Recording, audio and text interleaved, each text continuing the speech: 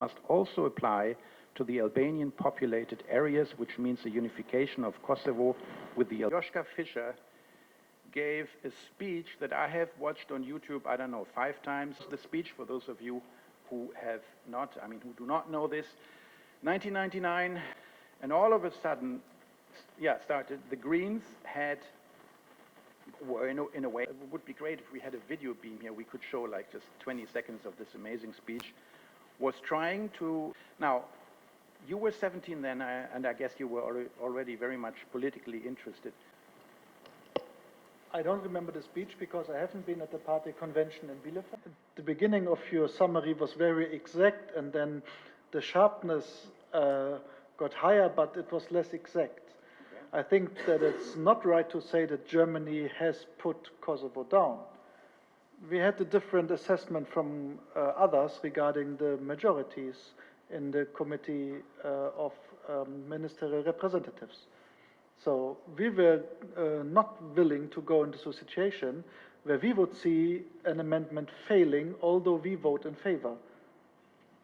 And this is the point. So we talked to our partners to get a common position on voting together, yes, and these were the new conditions.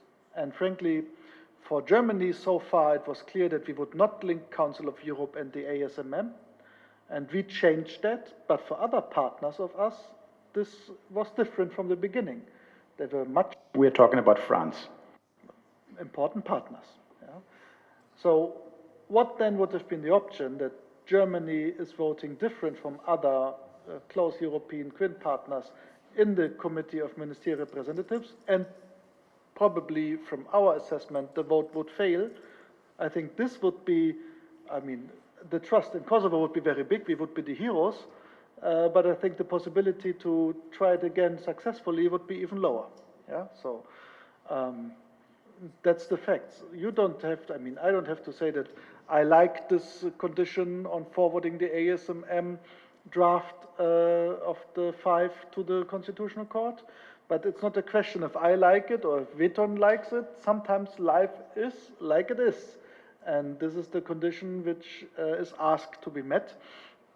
And now the turning point for this, or yes or no. And so I would not say Germany let Kosovo down. And especially on one point, what you forgot in your summary is that the year before, the forwarding of the application from the Committee of Ministerial Representatives to the Parliamentarian Assembly has been done only because of Germany.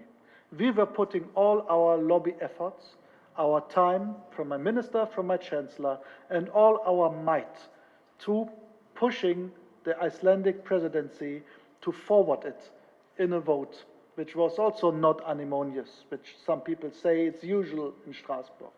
So in that time also, we were going out telling to our partners, we push you now, follow us, because this will lead also to positive progress regarding the dialogue. And then 1 year later, those partners said like, listen guys, what happened on the ground? Yeah, so Greens in Bielefeld, because our votes were needed in Parliament as part of the coalition. But actually the decisive vote, and also I would say one of the decisive points where after Rambouillet, there was this kind of ultimatum, and the German parliament decided on an amendment which would allow NATO to bomb if the diplomatic results are not coming out.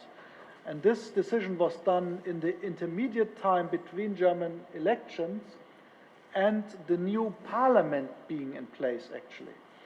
And this was done also with the Green votes, if I remember right, but you would have to counter-check it because I'm a politician now, so never trust what I'm saying.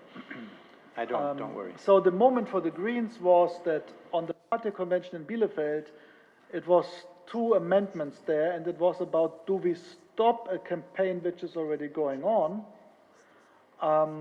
This was the argument of the left-wingers to say, we stop the war to come to negotiations, or we are okay with the war is going on and we don't stop it. And I think this was politically relevant. But to go a bit more back on, you could say Bielefeld was decisive, but for the Greens, Srebrenica was decisive. And this is very important to know, and I met some of the people there.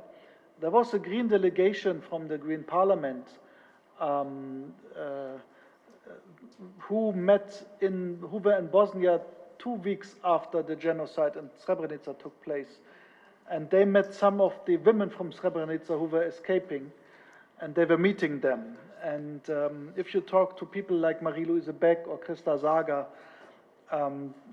you would see that their pacifism, which they were carrying throughout their political life and biography, was changed in that moment when they were talking to the victims of the genocide, which, as you know, could have probably been by bombing stopped or prevented. At the end of 1991, what Rugova had explained as the 3 options was something that we had in the autumn of 91 created as a platform not only for the Kosovar Albanian parties, but in consultation with the Albanian parties of ex-Yugoslavia, this became our platform. And so we were reactive to the other national movements throughout. At the same time, we did something that has reverberations now, which is we considered that the Albanian movement needs to be pluricentric. So it not become monocentric, ethnocentric. There was not a one ethnic capital that would determine the Albanian policies. And throughout these 30-something years, we have actually achieved in something that is helpful to Southeastern Europe, which is we consider the Albanian a cultural space, a united cultural space, not necessarily the need for an Albanian united political space. And this is differing us to a great extent from the Serbian national question.